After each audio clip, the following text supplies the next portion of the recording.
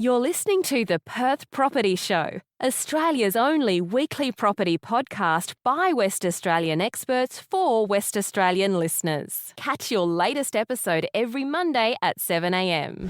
Good morning, everyone. Welcome to the Perth Property Show. My name's Trent Fleskens, your host as always. This week we're speaking about renovation for the first time in over 200 episodes. And it's for the first time because it's the first time I've found someone I trust to give us some great advice on renovation in Western Australia, as well as the fact that it's probably one of the first times in the cycle where I see this as being a viable option for people, in contrast to building, for example. The person we trust here today to talk about all things renovation in Western Australia is Julie Anglesey from Renovating Made Easy. Julie, thank you very much for coming in. Thanks for inviting me, Trent. This is exciting.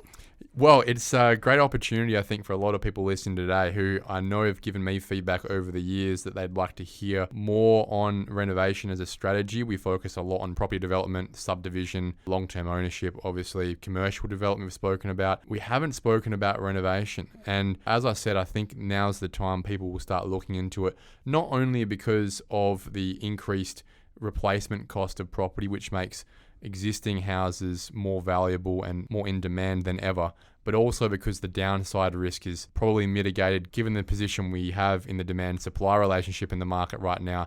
Even if you did the worst renovation, just simply holding property in Perth right now doesn't have a lot of downside risk. So I think it is definitely the time to talk about it today. So what we'll do today, I think, is go through some of your key strategies, some of the locations you like to work in, the price points, some of the opportunities you see in Perth right now, and also some of the risks, some of the no-nos. There's a lot of people moving into property for the first time. I think they like to get their hands dirty, but come up with really no experience and start to learn those lessons. If we can learn them from your experiences, why not, hey? Yep. That sounds great. So let's talk about maybe one of the projects you've been working on recently, something that you've purchased recently. You've just picked up a property in Waikiki. Why is it? And tell us everything you can about it. The reason that I've gone for this one in Waikiki is because it's in a really good location. It's beachside of the sort of main drag, so that's a good location in that area.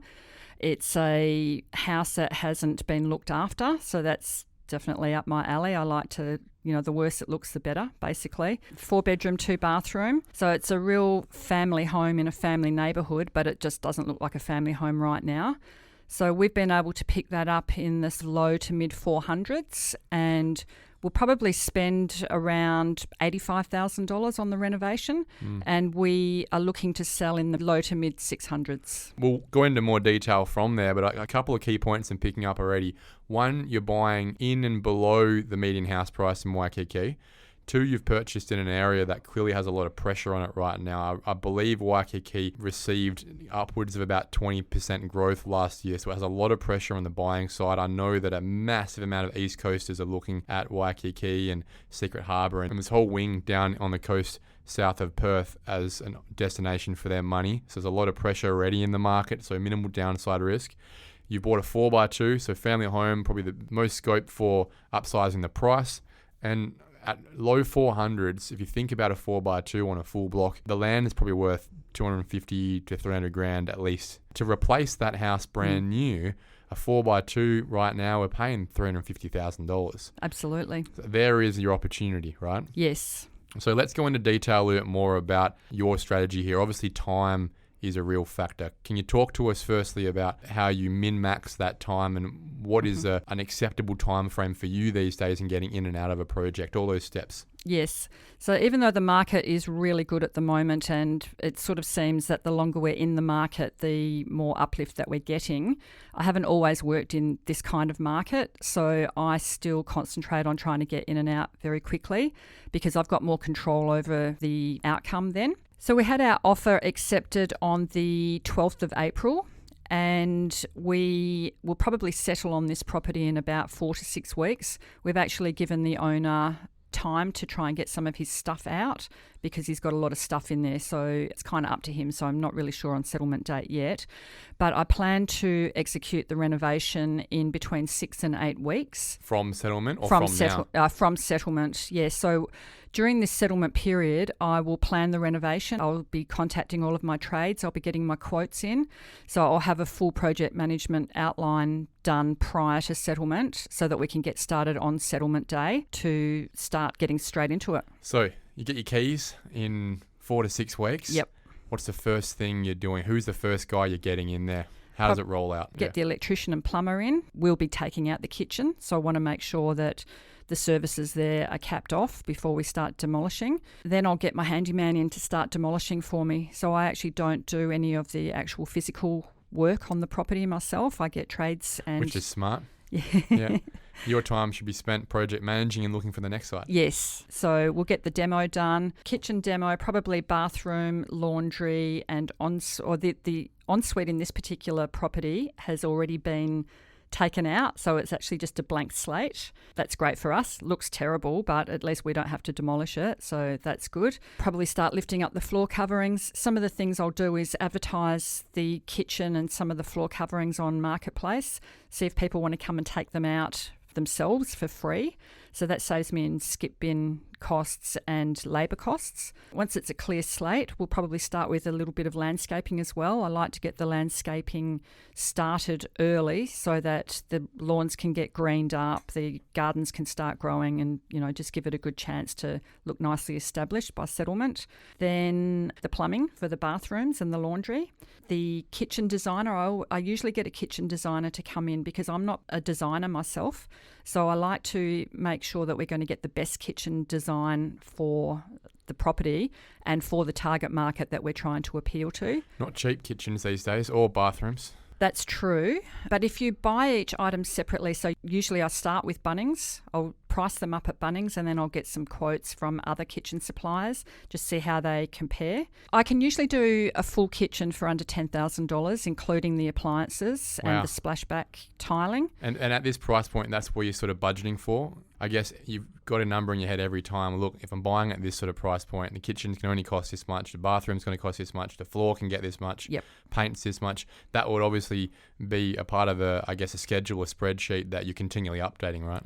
Yes, definitely. And what I do for each property is I go through the property and take photos of each of the rooms, particularly areas that need doing. And I'll go home to my spreadsheet, like start a new spreadsheet each time. I'll go through the real estate online photos to remind me of what the rooms all look like. Then I'll compare my own photos and then start putting in detailed estimates as much as possible for each of the items, just so that I'm clear that if I'm thinking at the top of my head it's going to be a $50,000 renovation and it really turns out to be $85,000, I don't want that sort of surprise. I really want to have most things itemised in my spreadsheet before we put in the offer. We've had the kitchen renovated. Hopefully we get that in and out for 10 grand there. What's a bathroom look like these days in price points? It's probably around the same, maybe the 8 to 10,000, and an ensuite probably once again. If you've got a really small ensuite, it can be a bit less, but really it's the trades that cost the money, particularly the plumbers and probably the electricians. Both plumbers and electricians' prices have gone up a fair bit over the last couple of years, so I just like to make sure that I've factored in a fair bit for that as well. When it comes to kitchens and bathrooms, are there any must-haves? Any things where you go, look, this is where the value is, we need to make sure we've got those in there? Kitchens, it's plenty of bench space. Usually they would like a dishwasher, but if you're in a cheaper suburb and the target buyer is a single person, say, the dishwasher is not necessarily that important if it's a small kitchen. They would rather have the cupboard space and the bench space. So always knowing who your target buyer is vital so that you can actually make those decisions as to what the must-haves are in the kitchen. But yeah, new appliances always go well. Stone bench tops? Waikiki, what are we thinking? I think we'll be going stone bench tops. I think it would have to be a really cheap suburb these days to not go stone bench top, given the price difference anyway is not going to be $10,000, $15,000, right? We're talking $1,000 or so between Laminex and yes, that's true. And stone. Do you keep it simple? White colours, bit of gloss. Yep. Even though colours trends are changing a little bit in kitchens, it's really a personal choice as to what colours people like. So you're looking for the least objectionable colours, right? Absolutely. Yeah. And then we can just put colours in with the accessories when we stage the property for sale. Are you looking to roll out pretty much the same products every time? Have you got a bit of a model these days where you know exactly what your products are going to be? You can price them pretty easily. You get them from the same place. You could be really rolling around 20 different houses in Waikiki in a couple of years and throw on the same colour palette in there, couldn't you? You could, but I do also find that buyers are getting a little bit sick of the cookie cutter whites and greys. So I like to take each house individually and see what the features are that are already there that we can retain. So for instance, if it was a 70s house with slate flooring in it, I would look at potentially keeping the slate floor and working with it. Expensive to get rid of, isn't it? Yes, it is. If it was an 80s house with terracotta tiles throughout, I would probably be keeping those. That terracotta colour is back in fashion, and you can sort of tone it down with really natural accessories and wood around it and make it look really modern and trendy. And it's a way of saving money on the flooring, because the flooring is quite a large expense because you've usually got a big floor area in Perth houses. Let's segue to flooring for a second. What's your go-to? Is it vinyl plank? Is it timber laminate? Is it tile? Vinyl plank. I also really like houses around Kwinana that have got the Jarrah floorboards. That's even better because that's cheaper to do, to polish the floorboards, than actually laying new flooring. Is it still around the $3,000 to $4,000 mark? It is, yes. So these houses in the Kwinana area are smallish houses. So they're usually around the $3,000 to $3,500 mark. If it was a larger house, you're probably looking at $4,000 to $4,500. Yep. But to put new flooring throughout there, you're looking at easily $7,000 to $10,000 for new flooring, depending upon the size of the house. I assume we're always getting a repaint? Always, yes. It's the smell of it as well, isn't it? It is the smell, and it's the freshness of it, and it's the colours too, because often, even if you walk through a house and it's an off-white colour, often it's a slightly dated colour. Just find out what the latest trends are in the whites. If you are putting new flooring down, say like the vinyl planks, and you've got oak look floor, so it's like got a really nice, warm, natural colour to it, you probably want to get some colour sample pots from Bunnings and just try a few different whites and see which one goes best, but definitely painting all the walls. I don't always paint the ceilings. Sometimes they've been repainted for sale and they're white anyway, so that's fine, or they've been repainted fairly recently. I try and save money if I can by not getting the ceilings painted. Let's go outside. Fencing. Let's say we've got an asbestos fence. Yep. It's cracking in places. Do you ever spend that money on what is a pretty expensive replacement? I do. In one I did in Callista this year, the whole side boundary fence was leaning over quite significantly into the neighbour's yard. We replaced that with a colorbond fence because trying to prop it up was just going to be a little bit too problematic. But the other fences around the property I just kept because they weren't in such bad condition. We put in a woodland grey colorbond fence down the new fence, and then we painted all the rest of the asbestos fences woodland grey so that the whole yard looked in tune with itself. Great backdrop for all the greenery and the established trees in the backyard. So yeah, I try and see what I can retain as much as possible. When it comes to landscaping, you could spend $50,000 on a property landscaping. Obviously, you're not spending that much, but do you have a budget you like to keep to there? Are there certain items that you think are must-haves? Just say in Kwinana, where I've done quite a few, the blocks are very big. So you've got a lot of lawn. And so to reticulate those, they're not normally reticulated because it's a cheap suburb. To reticulate those, I don't think is necessarily the best use of money. Whilst I'm doing the renovation, I will just keep watering the lawns. I'll have that sprinkler on all the time out the front and the back so that the lawns are really green. However, in a suburb like Waikiki, families, they're busy. I would definitely be wanting to put in reticulation if it's not already there. Statement pieces in terms of trees and bushes, mulch, are these things you're always doing? Yes, I just try and work with whatever trees are already there. One in Hilton, I put some fruit trees in there because I figured that would appeal to the target market. But generally, I'll work with what's already there and definitely put mulch around the gardens. It really makes a huge difference. If you had a top 5 of items that you say, look, these are non-negotiable investments in every renovation, what would that be?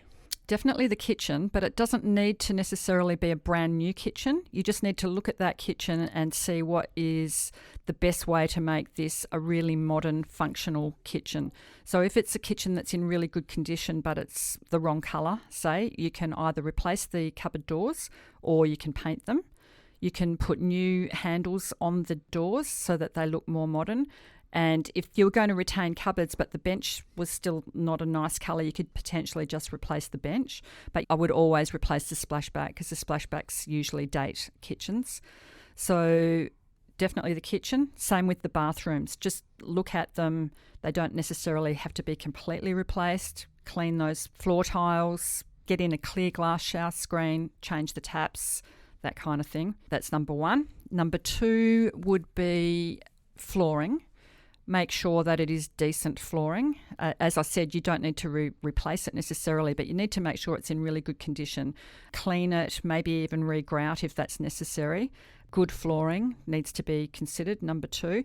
Painting, definitely, number three. You want to make sure that you've got on-trend colours for your paint.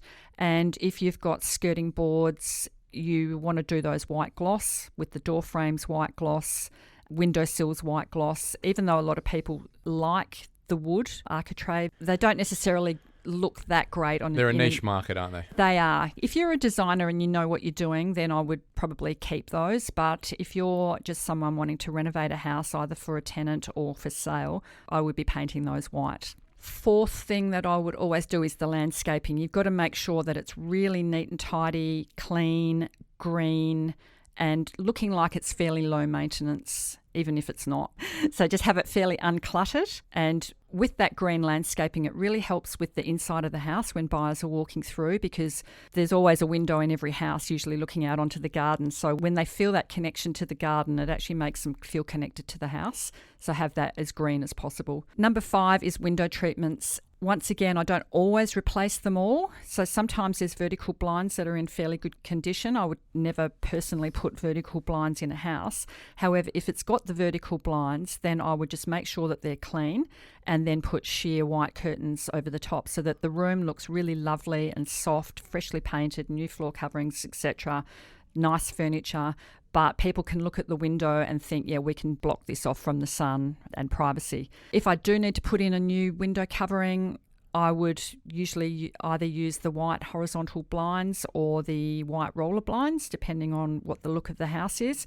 And I usually get them from Spotlight when they've got 40% off sales on, and just get them cut down to window size. Very innovative there. What about air conditioning? Yeah, at least in the lounge room and potentially in the master bedroom as well. One thing that's popped to my mind here in terms of the sale, and we'll get to that in the sale stages soon, but do you always invest in staging? I do, always. I've always thought, at least for the last few years, it's become nearly a mandatory, and not because people expect it, but because I think there's enough data to show these days that there is a multiplier, there is a return on investment. Yep, I totally agree with that. And I've seen a lot of evidence of an empty house selling for, say, 40 to 50,000 less than the same sort of house that's staged. So I've definitely seen that. How do you do it? What do you budget for it? Who do you get it from? I have had a few different stages over the years. Currently, I've got this gorgeous lady who actually lives in Busselton and comes up to stage our furniture, stage our houses. She's really cool. But I would always go with the actual real furniture in the house as opposed to the virtual furniture. Getting back to what I said before about buyers feeling connected when they're looking and feeling the greenery from the garden coming through the windows, you really want those buyers connected to that house as they're walking in. And that's where you get the multiple offers situation as well, because you've got a couple of people falling in love with the property, and the staging furniture absolutely helps with that. What are you spending on it? Usually around $3,500 to $4,000. I think you can furnish most houses pretty well with most companies in that price range as well. So that's our renovation there. 6 to 8 weeks is your target time frame. Yep. And then we're looking to get it on the market, obviously. Yes. What's the process there? I always go with a local agent, one that is very active in the area. Hopefully someone that also lives in the area, because they're very passionate about the suburb. Do you lean on them for advice on? Yes, definitely. I quite often ask them throughout the renovation. I get them halfway through the renovation as well, so they can see where I'm going with it and if they've got any more tweaks that they would like me to do. They've got that database of buyers in that area. They're doing the home opens in the area. They're talking to people. They can probably give you a lot of confidence about what your end value could be, I assume, when you're doing your due diligence on the front end too. Yes.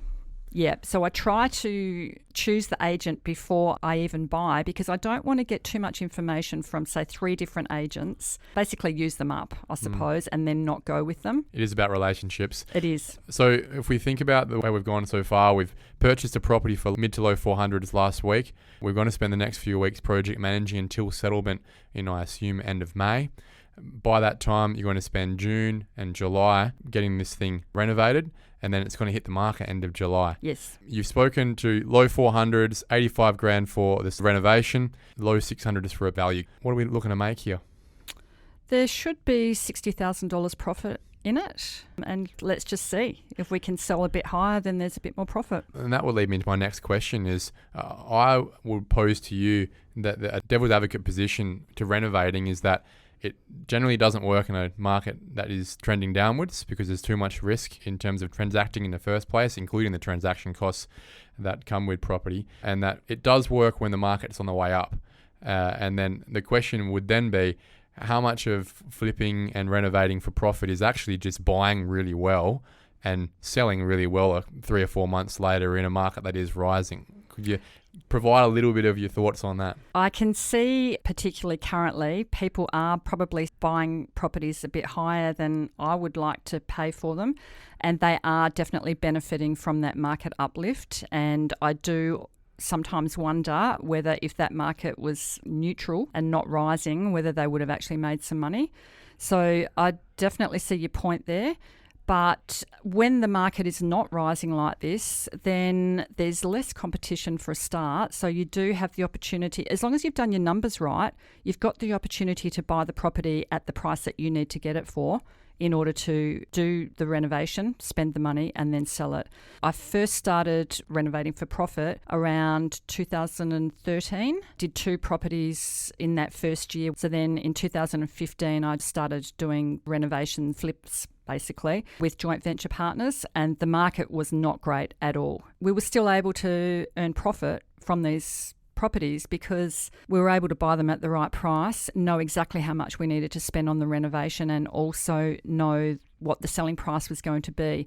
And that is because I make sure that I renovate them very quickly. So when the market is trending down, it's a very good reason to be able to renovate them very quickly so that... Time's your biggest risk factor here. Yes. In good times and bad. And obviously you've demonstrated over the last 10 years in all parts of a cycle in Western Australia, the massive upsides, the downsides, the dead times, the upsides again. And now we're in a situation where you're obviously competing again for property to renovate. You're competing for work. But once you've secured that property at the price you'd need, you'd have a good level of confidence that once you've done this renovation, you've done it properly, there is a lot of upside in terms of where the market could go for ready-made family homes. And when I'm doing my feasibility and coming up with my end sale price, I'm still trying to not overestimate that because I've come through the market that I've been through. I don't want to necessarily count on this market still going up even in 3 months' time. So I just want to still be a little bit conservative with my numbers. Today we've spoken about properties at the $300,000,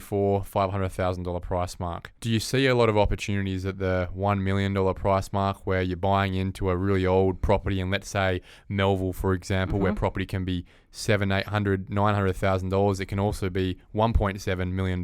You're buying a dodgy old 4x2 with good bones and doing the same thing and looking to make more like $400,000 in the same time frame. Yes, I definitely think that that's a market to look into for sure.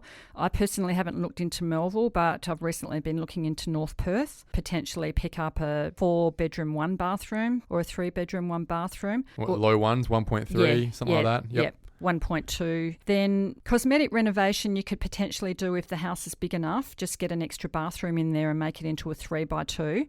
Or you could do a structural renovation and add a bit onto the back to make it like a really super cool house.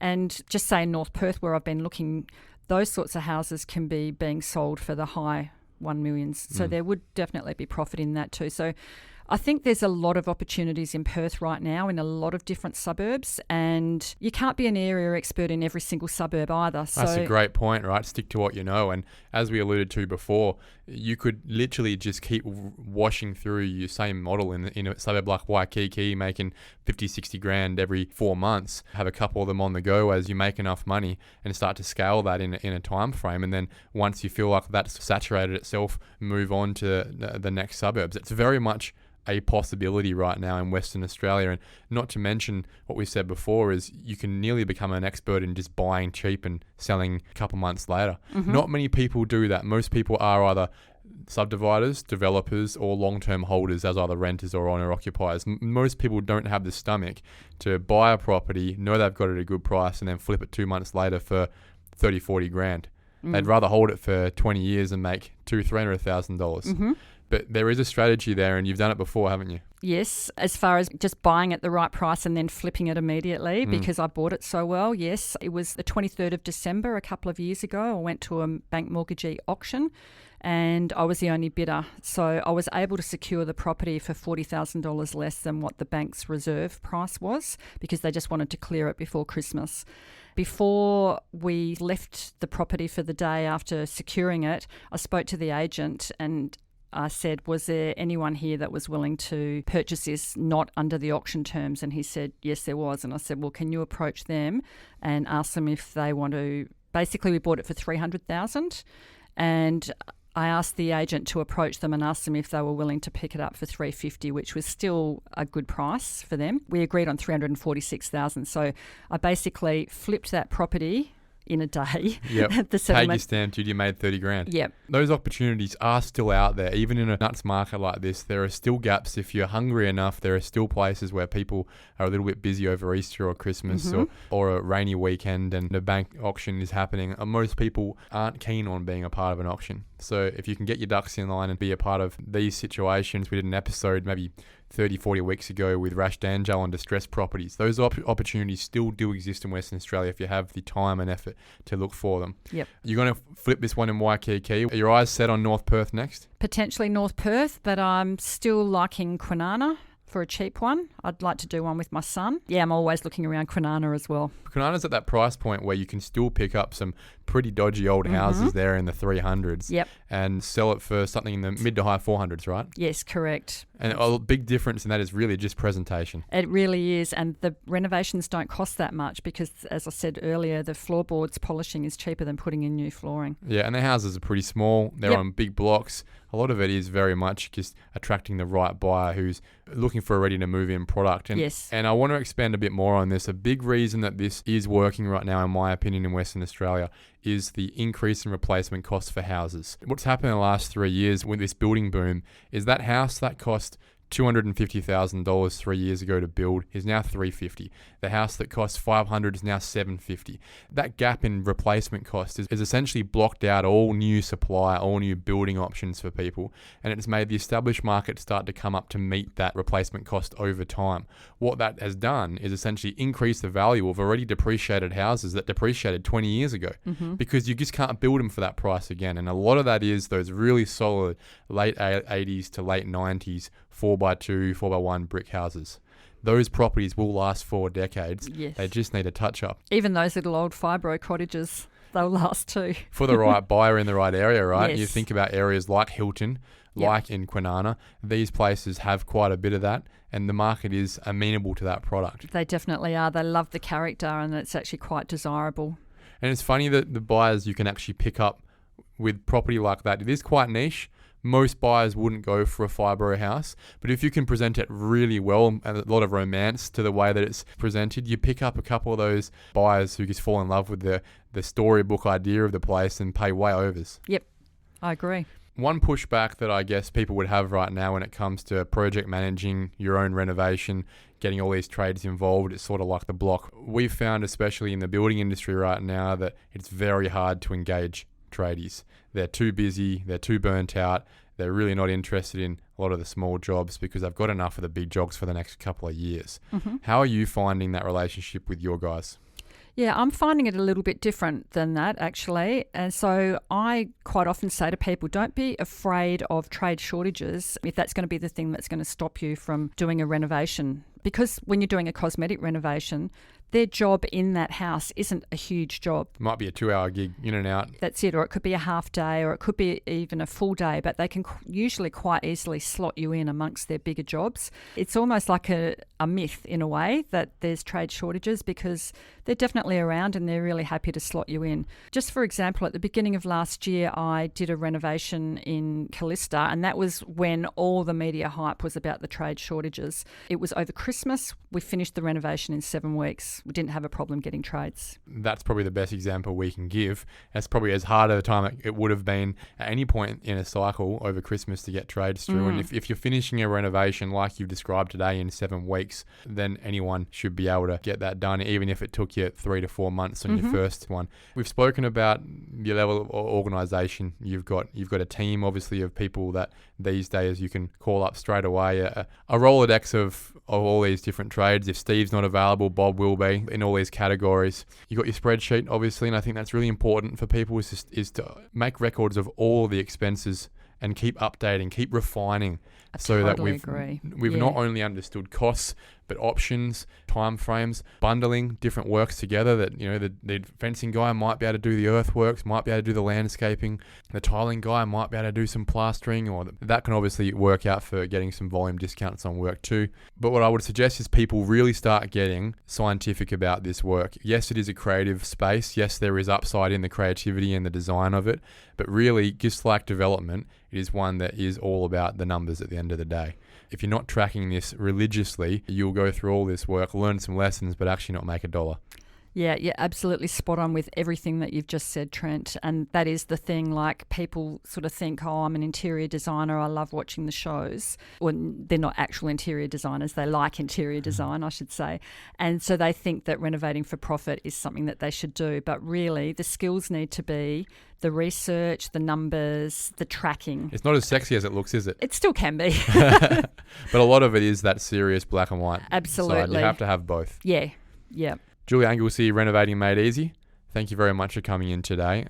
Look forward to hearing more about how Waikiki ends up and whether you get that North Perth property in the next cycle. And it'd be lovely to hear from you how some of the success is rolling on in Western Australia in renovation. Thanks so much, Trent. I've really loved talking about renovations and the process. Thanks for inviting me on.